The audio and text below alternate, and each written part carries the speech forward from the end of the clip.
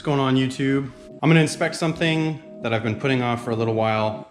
Should have been one of the first things that I did whenever I picked the car up. So the valve cover gaskets have already been done. That's obvious. The accessory belt doesn't look that bad, but because the timing belt covers and all that, I can't inspect the timing belt and see its serviceability. So what I'm gonna do today is I'm gonna pull this cover off, check a couple things out, do a VCDS scan because I haven't done one of those in about like 2-3 weeks. And I've probably put roughly around 200-ish miles on the car. And then we're gonna hit up some paint issues. I'm just saying, it is hot as hell today in North Carolina. Super stale. No wind, very high humidity, very hot.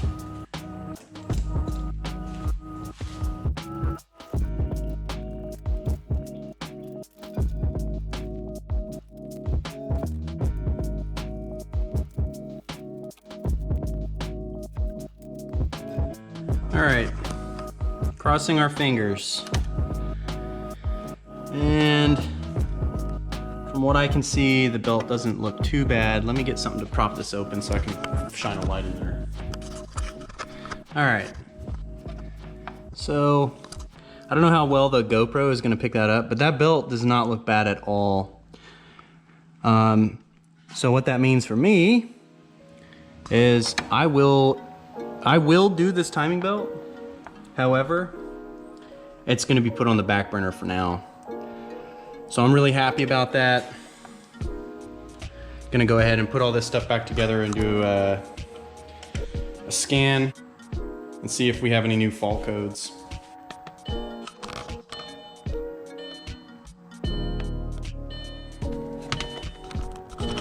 Okay, please God.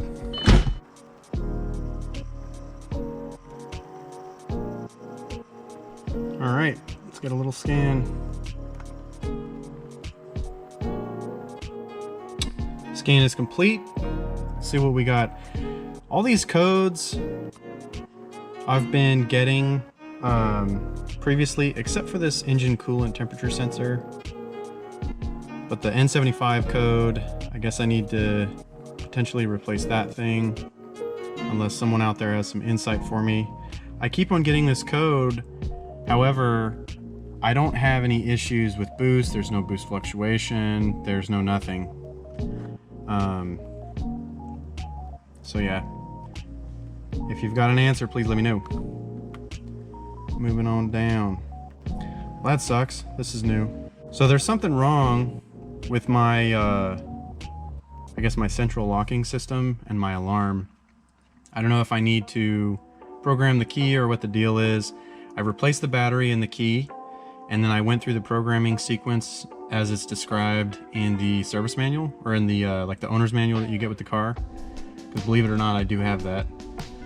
It's in pretty rough shape, but I do have it. I cannot unlock the car with the fob, and then if I lock the car from the driver's door, I have to then unlock it from the trunk. I cannot unlock it from the driver's door and then put it in the ignition and start the car. If I try to do that, the alarm will go off and it spazzes. So I need to dive into that a little bit further. And then I've been having this issue with the headlight range. I haven't driven this car at night, so I guess it's not been an issue for me. But that's a continuous code that I get, but I guess it's not bad. No new freaky codes that are like giving me imminent danger warning signs, so that's cool. Moving on to other things.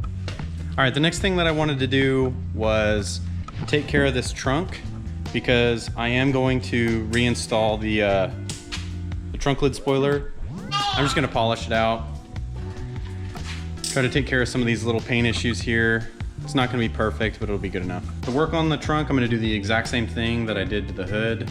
I'll be using all 4 of these pads and this rubbing compound, got some new stuff, and then I'll hit it with some polishing compound in the same, well, almost the same sequence.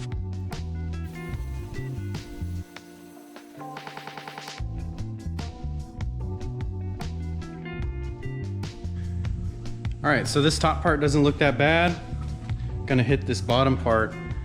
The first stage in this these foam pads takes care of a lot of the heavy duty stuff. Still pleasantly surprised / impressed with this polisher and how much it actually costs compared to, you know, you can spend a lot of money on this detailing stuff. Granted, I'm not a professional or any of that. I'm just some dude that went to Harbor Freight. But either way, I mean, if you buy a cheapo car and you just want to bring the paint back a bit, that's your kit right there.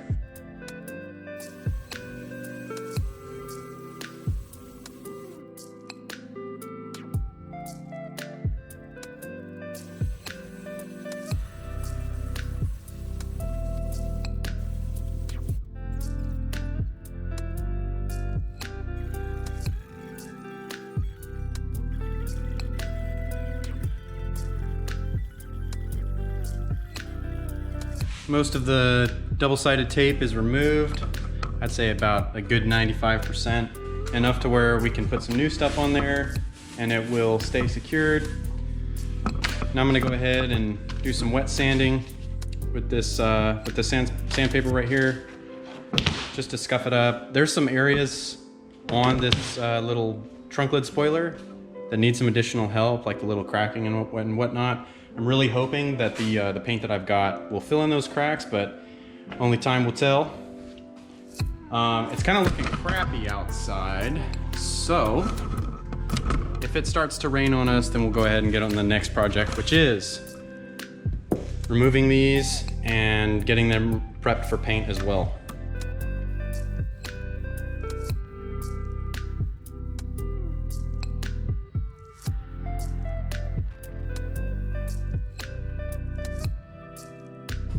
We've got our trunk lid spoiler all nice and prepped, ready to start putting on some coats of this engine enamel. This stuff is awesome.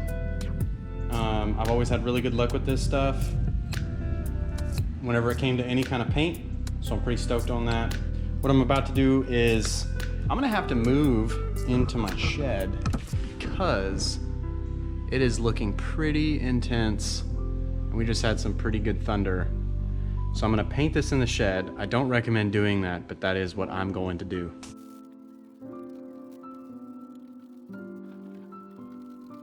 Just sprayed the last coat. Gonna let this dry while we go start to knock out those B-pillars. All right, gonna go ahead and remove this, pry this guy off, and then there's some torque bits that are exposed. Once you get that bottom cap off.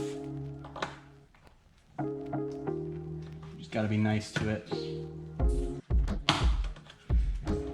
It will break, just like everything else in this car. Boop, just like that.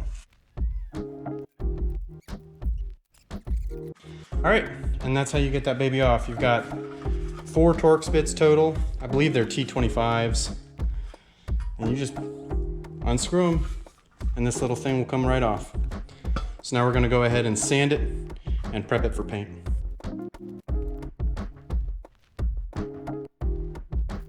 All right, so this is our driver's side and this is our passenger side.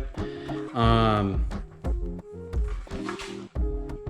don't really want to paint this one, but I want them to match, so they are gonna both get painted. This one's still in good shape. Kind of feel guilty about painting it, but I'd rather have them look the same.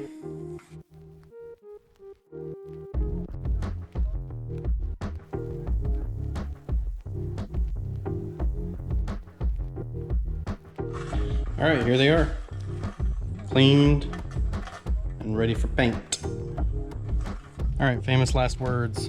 Hopefully it doesn't rain.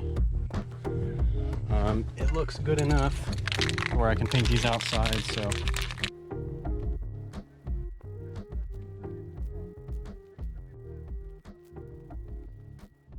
All right, I'm gonna spray the final coat. So, here's the finished product. Gonna go ahead and reinstall these babies. It turned out pretty good.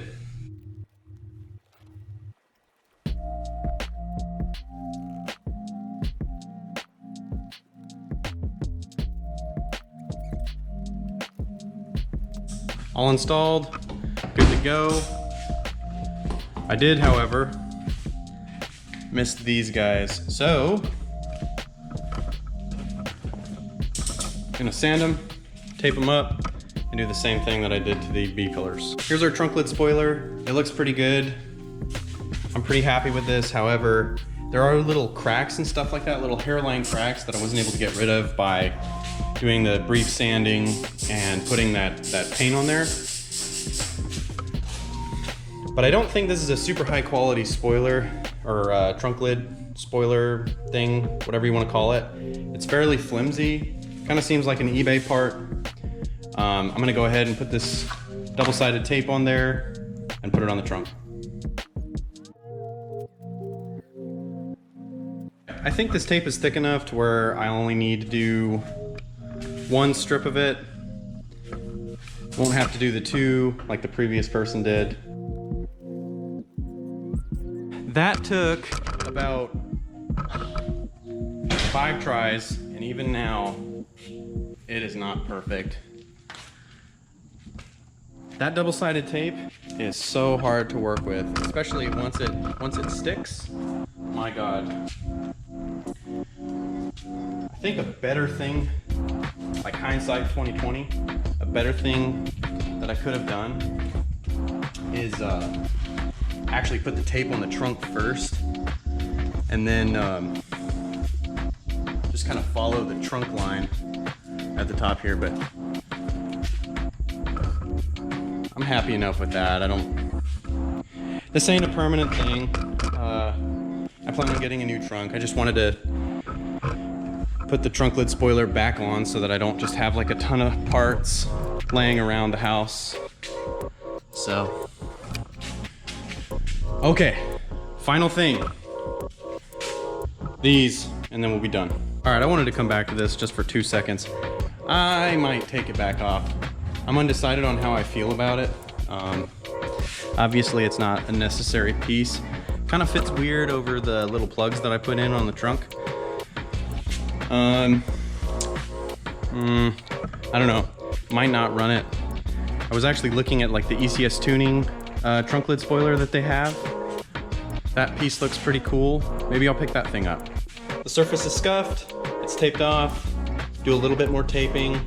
Do that little ghetto bag job that I did last time on the trunk. And then we'll be ready to put some paint. Taped off. Got my fancy drop cloths. I know they're ghetto, but it's not stupid if it works.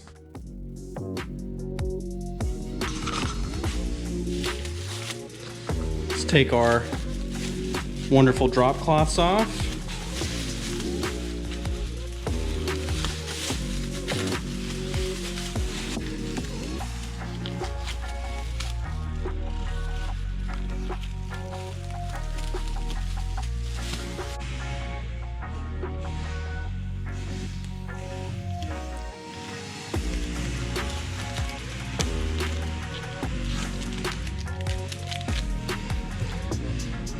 You can just hear my neighbor's weed eater. It's so good.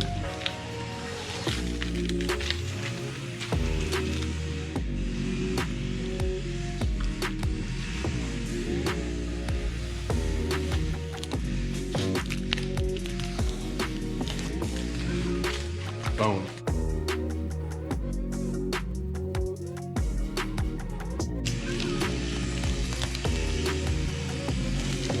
Had to close the garage because that weed eater is just so beyond obnoxious. I think it looks pretty good. I'm pretty stoked on that. I would have rather had OEM, but this will do for now, especially all things considered.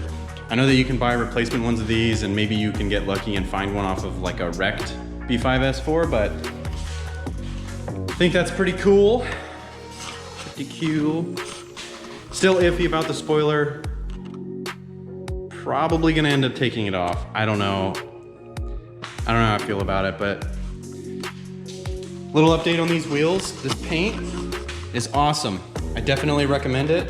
It cleans super easy, and I think it looks fantastic. I think the car really does look awesome.